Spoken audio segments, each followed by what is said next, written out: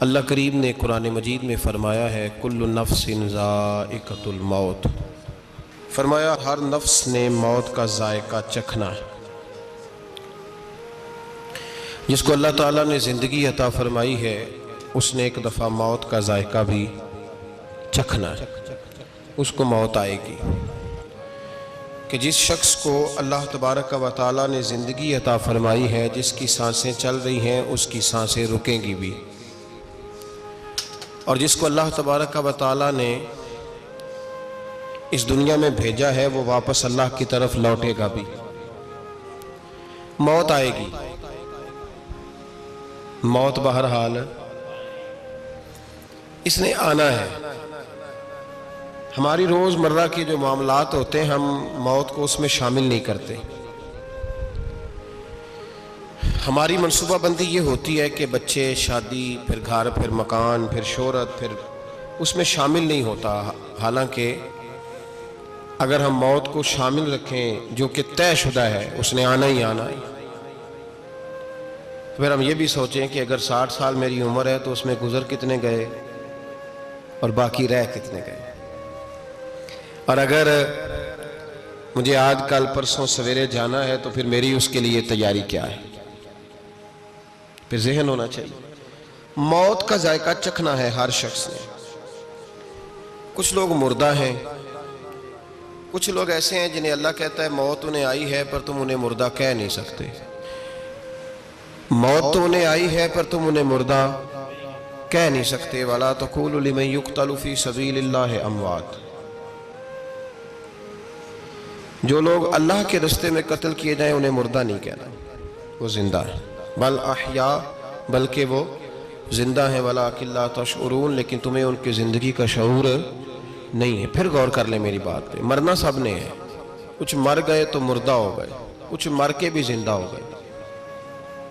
پھر غور کریں، مرنا، کچھ مر کے مردہ، کچھ پر موت کچھ لمحے کے لیے آئی لیکن پھر وہ مردہ نہیں رہتے۔ اللہ کہتا ہے زندہ ہے، تمہیں نہیں پتا لیکن وہ زندہ ہیں۔ تمہیں ادراک نہیں، تمہیں شعور نہیں، لیکن وہ لوگ زندہ ہیں۔ یہاں تو کہا نا کہ انہیں مردہ کہنا نہیں، اور دوسری جگہ کہا وَلَا تَحْسَبَنَّ الَّذِينَ قُتِلُوا فِي سَبِيلِ اللَّهِ أَمْوَاتٌ۔ تم نے گمان بھی نہیں کرنا کہ وہ مردہ ہو گئے، سوچنا بھی نہیں کہ وہ مردہ۔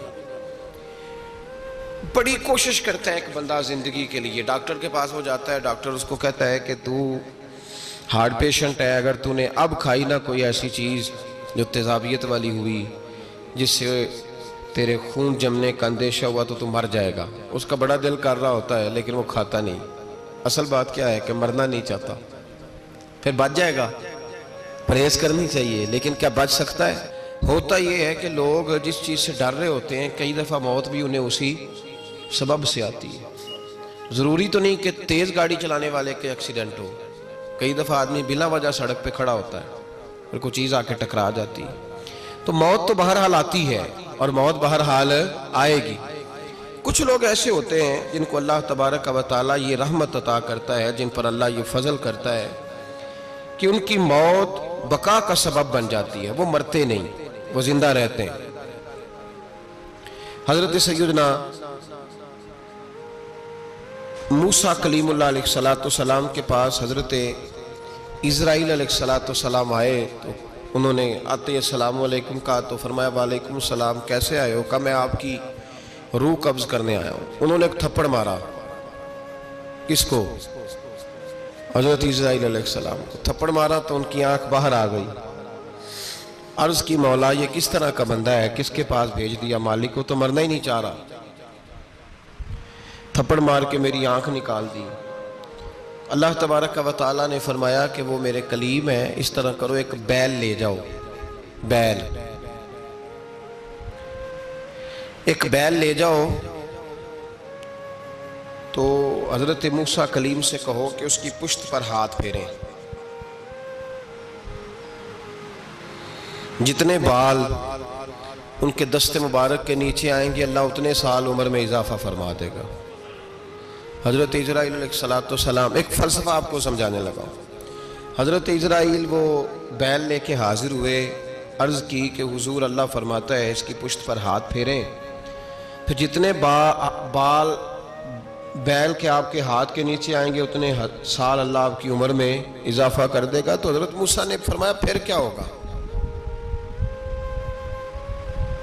اس کے بعد سال گزریں گے کہ نہیں گزریں گے؟ جی اتنے گزر گئے، یہ باقی بھی اتنے گزرنے ہیں کہ نہیں؟ وقت کو روک سکتا ہے؟ پھر کیا ہوگا؟ فرمایا پھر جانا ہے. فرمایا چلو ابھی چلتے ہیں. چلو.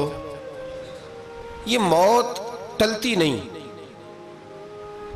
دعائیں مانگنے سے عمر لمبی ضرور ہو جاتی ہے، لیکن بہرحال عمر ختم ہو رہی ہے.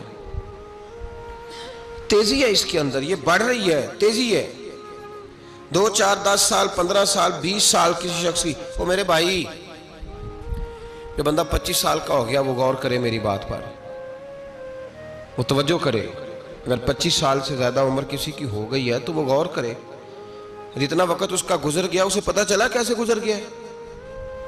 25 سال 30 سال 20 سال کیسے گزر گئے؟ کوئی خبر ہے؟ ابھی کل ہی تو پرائمری اسکول گئے تھے، پرسوں کی تو بات ہے. ابھی رٹا ہوا تھا کہ میں نے موٹر سائیکل لینی ہے، 10 20 50 روپے کا بھی شور تھا. کل کی بات. کدھر گئے سال؟ بیت گئے سارے. یہ جو میں اور آپ سمجھے ہوئے نا کہ وقت رکا ہوا ہے، یہ کون نہیں رکا ہوا، یہ چل رہا ہے. کیوں نہیں نکل رہے ہم اس جھگڑے سے باہر؟ یہ راتیں، یہ صبح، یہ شامیں اب گزر رہی ہیں. اب کچھ پروگرام جانے کا بنائیں، اب کچھ ارادہ کریں کہ جہاں جانا ہے وہاں کے لیے زیادہ راہ کس قسم کا ہے. طریقت کا یہ سبق سب سے ضروری ہے کہ اپنی عمر مستعار پر غور کریں. اگر یہ جان اللہ رسول کے کام میں لگ کے گزر گئی تو پھر یہ موت نہیں، پھر یہ زندگی ہے. اور اگر اسی طرح ختم ہو گیا نا جاتے جاتے رستے میں کہیں سفر، تو پھر منزل نامکمل رہ جائے گی. موت کا سفر جاری ہے اور بڑے شد و مد سے جاری ہے، بڑے شد و مد سے. اس طرح نہ مرو، اس طرح نہ مرے کہ جس طرح ایک بے دھیان اور ایک غافل آدمی مر جاتا ہے. کسی نالی میں موت آ گئی، کسی چوک میں موت آ گئی، کسی ایکسیڈنٹ میں موت آ گئی. پتہ چلا کہ ابھی بھی کار سیاست میں تھا، ووٹ اکٹھے کر رہا تھا، دنیا داری میں لگا ہوا تھا، مال دولت کے چکر میں تھا، وہیں کہیں رستے میں مر گیا. یہ کوئی بات نہیں ہے، یہ کوئی منصب نہیں، یہ کوئی مقام نہیں. جن لوگوں نے دیکھے نا حضرت امیر حمزہ رضی اللہ تعالیٰ عنہ کے زمانہ مبارکہ میں اور بھی بہت سارے لوگ تھے جو اپنی عمریں لمبی کر کے دنیا سے گئے، لیکن بہرحال چلے، لیکن وہ شہید بھی نہیں ہوئے. حضرت امیر حمزہ کو اللہ نے سید الشہداء کا مرتبہ عطا فرمایا.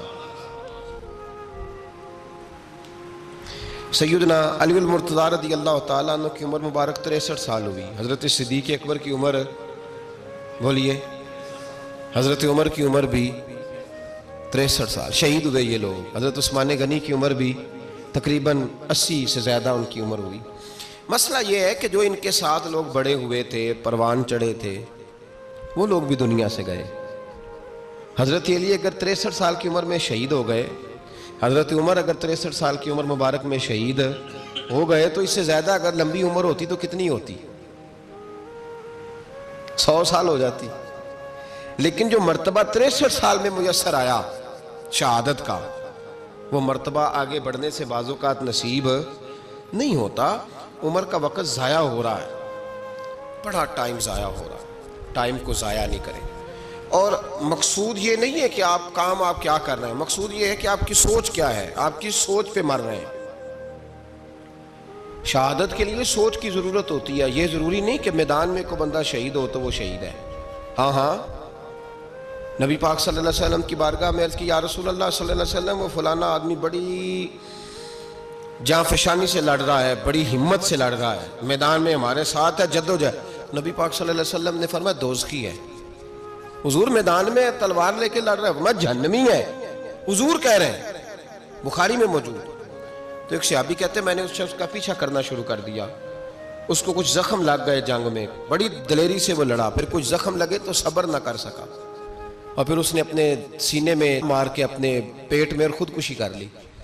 تو کہتے ہیں میری زبان سے نکلا مصطفیٰ نے کتنا سچ فرمایا تھا. اب اس کی شرح میں محدثین نے لکھا ہے کہ وہ شخص اسلام کے لیے لڑنے نہیں آیا تھا، نبی پاک کے لیے لڑنے نہیں آیا تھا. اصل بات یہ تھی کہ اس کی ساری قوم آئی ہوئی تھی لڑنے، قومی غیرت کے لیے اب سب چلے گئے ہیں تو میں بیٹھا رہوں، اس لیے آ گیا تھا۔